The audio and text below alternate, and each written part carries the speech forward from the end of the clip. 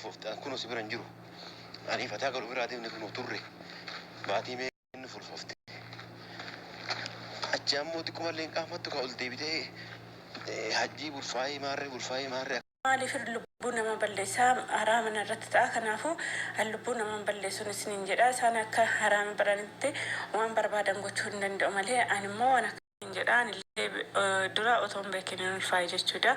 Kanaafuu erga immoo rabbiin sii kenne naan jedhee naa kenne daa'ima kana garaaf baasuun haraama jechuudha. ጫልቱ ከባሏ ውጪ አረገዘች ስተሰርቻለሁ ተሳስቼ ነው ያረገዝኩኝ እያለች ናት። እንግዲህ በዚህ እድሜ ማለት ከባድ ነው። አሰላሙ አለይኩም ወራህመቱላሂ ወበረካቱ። እንደውም የሌላ እምነት ተከታይ ሰላም እንዴት ናችሁ? ዛሬ ደግሞ በአዲስ ቪዲዮ መጥቻለሁ። ያው ጫልቱ ላይ እንግዲህ መስራት ትቻለሁኝ፣ ግን ዛሬ አስገርማኝ ነው የመጣሁት ማለት ነው። አሁን እኔ ስላስጠላችኝ ነው እውነቱን ለመናገር የተውኩት ማለት ነው። ውሃ ቢወቅጡትም ቦጫለሁ እና አርግዣለሁ በስተት አረገዝኩኝ አለች። እችን የምታክል ሴትዮ አሁን እውነት ትሳሳታለች? ዝሙት ነው። ባል እያላት አሁን በዝሙት ማርገዝ ማለት በጣም ከባድ ነው ወላሂ። ቢያንስ እንኳን የልጅ ፍላጎት ቢኖራት ራሱ ሰውየውን ከሆነ መላቀቅ አትፈልግም። ሰይድን የመሰለ ወንድም በስደት ላይ አላህ ሰጥቷት መጠቀም አልቻለችም። ለዛ ነው ያስጠላችኝ እኔ ማለት ነው። በፊት በጣም ነው የምታሳዝነኝ ወላሂ። ግን ቤቱን ልቀቂ እዚህ መጥቶ ማጥቃቱ አይተውም ቢላት አይ ለፍቼ እንደሰራውበት ቤት ነው የሚያሳዝነኝ ቤቱ አለች። አሁን ባለፈው መጥቶ አረቢያ መጅሊሷን ወስዶ ሸጠባት። አሁን ደግሞ በድጋሚ ደግሞ መጥቶ አልጋዋን እንዳለ መነቃቅሮ ወደ 2000 ምናምን ዶላር ወሰደባት። ከዛ ሂዶ ሽጉጥ ገዛ። ሽጉጡን የገዛውት አንቺንና ሰይድን ለመግደል ነው አለ።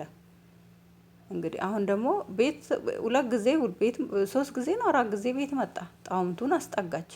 እቺ ማትማር ማለት ነው። እንደዚህ አይነት ድንጋይ ሰው ያስጠላችሁም ጠይብ። የእቺኛዋ ጣውምት እንደዛ ሰው እየላከች ስንት ስህር እያረገችባት ምን እያረገችባት በድጋሚ ደግሞ ይሄኛውን አስፈተታ ሌላ ሚስት አግብተው እሷንም ወደ ቤቷ አስገባች። መጥቶ ጀበና ሰብሮ ምን ብሎ እኔ እሷን በሆን ቤት ነው መቀየረው። ቤት ቀይሮ ሰው እናንተ ዩቲዩብ ላይ ሶሻል ሚዲያ ላይ ያለ ስራችሁን እየሰራችሁ ምን አስቀባጠረ? ከሰው ጋር እዛ ቦታ እዚህ ቦታ ጓደኛ ራሱ በስደት እውነቱን ለመናገር በቃ የሆነ ነገር ከደረሰባቸው ጥንቅር ብሎ ይቅር ጓደኛ ራሱ ማለት ነው። በቃ አያስፈልግም። እና እቺ እንደው ከስተቷ ማትማር ዝም ብላ እንዳዘጠዘጠች ናት። አሁን በቀደም ለሰይድ ሂዶ እኔ ቲቪ ተከፍትልሻለሁ የፈለሽውን ነገር ኢትዮጵያ ከፍትልሻለሁ ከፈለሽ ደግሞ ገንዘቤን አልፈልግም ካልሽ ሰርተሽ ትከፊኛለሽ አላት። አሊያም ደግሞ እኔ ልክፈት። ስንት አማራጭ ሰጣት። ቺውንሽ ድንጋይ ወደ እኔ በመጣ እንደዚህ የሚለኝ ሰው ባገኘው ከሰው ቤት እቃ ማጠብ ወጣ እንዲህ የሚል ሰው ሰርቼ ከፍለዋለሁ። እንደዚህ ቁጭ ብለሽ ይሄን ንፍጣም ባልሽን እዛ ስሬ እሱ ጋር ከምትመላለሽ ማለት ነው። አሁን ደግሞ ድጋሚ ሌላ ስህተት ከአላህ ጋር ያለሽን ነግላ ሐውላ አላህ ይጠብቀን ሁላችንንም ወላሂ። ከዝሙት ልጅ መውለድ አላህ ይጠብቀን። ከባድ ነው። አላህ ኑሮንም አክብዶብን እንደገና ስራችንም ከብዶ እንደገና በጣም ከባድ ነው። በዛ ላይ የሚዲያ ሰው ሆናችሁ አሁን እሷ ሚዲያ ላይ ወጣ ተናገረች። እቺ ልጅ ወይ ሴትም ሆነ ወንድ ነገ ላይ ሲወለድ ምንድነው የሚሰማው? አባት እንደሌለው ወደ ሚዲያ ላይ ወጥቷል። ልጁ ገና ሳይወለድ ማለት ነው። አንተ እኮ አባት የለህም፣ አንተ እኮ እንደዚህ ነህ፣ የዝሙት ልጅ ነህ እየተባለ እድሜ ልኩን የሰቀቀን ኑሮ እንዲኖር ነው የተፈረደበት ይሄ ልጅ ካሁኑኑ ማለት ነው። እነሱ ለምን በውስጥ አይጨርሱም? አሁን ባሏ ምንድነው ያለው? ከማን ያረገሽው? ከሰይድ ነው ወይ ያረገሽው? ከማን ያረገሽው? አሁን ሂጂና ተመርምረሽ እርጉዝ መሆንሽን በአስቸኳይ ይባል ነው እንዴ?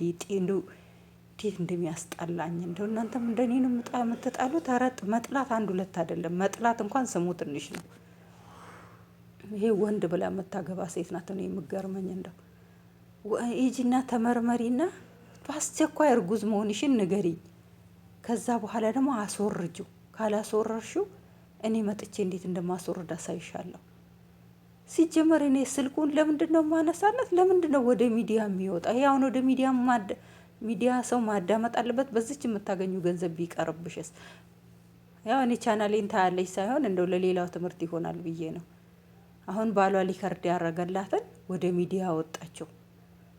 ከማን ነው ሰው የሰማው? ከእሷ ነው ሰው የሰማው። ዝም ማለት ትችል ነበር። በሱ የምታገኝ ገንዘብ ቢቀርብሽስ? በቃ ምንድነው ቤተሰቦቼ ሁሉን ነገር ማወቅ አለባቸው። ቤተሰቦቼ እንዲህ መሆን እናት አባቴ እንኳን እንዲያውቁ አልፈቅድም።